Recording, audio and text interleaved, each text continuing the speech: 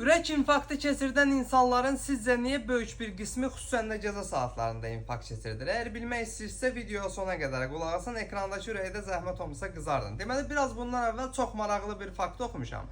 Həkimlərin bir qrup insanlar üzərində apardıqları araşdırmalar onları bu qənaətə gətirib ki, ürək infarktına səbəb əksər hallarda qan laxtalanması olur. Təbii ki, bu ürəyin digər xəstəliklərində də baş verə bilir. Amma böyük hallarda səbəb qan laxtalanması olur. Bəs qan niyə laxtalanır? Ortalama hesabla orqanizmdə 5-7 litrə yaxın qan mövcuddur. Qanın bir hissəsində su təşkil edir. Deməli, biz orqanizmə lazım olan suyu vermədikdə, su müəyyən bir proseslər vasitəsilə buxarlanır. Tərləmə, nəfəs alma və s. Buxarlanan su da qanın laxtalanmasına səbəb olur. Bu da xüsusən də gecə saatlarında yatan orqanizmə yetəri dərəcədə qan dövr eləməməyi nəticəsində ürəyin yorulması nəticəsində infarkta gətirib çıxardır. Bəs bu nə deməkdir?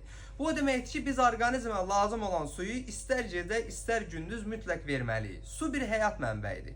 Gecə və səhər vaxtında içilən su həm həzm prosesini yaxşılaşdırır, həm böbreyin fəaliyyətini yaxşılaşdırır.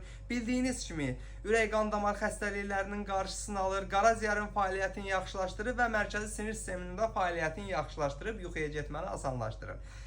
Bu cür faydalı videoların davamı üçün profilimin üzərində olan plus işarəsinə zəhmət olmasa toxunun və ən əsası sağlamlığınızın qeydinə qalan əzacınız balaoğlanla daim sağlam qalın.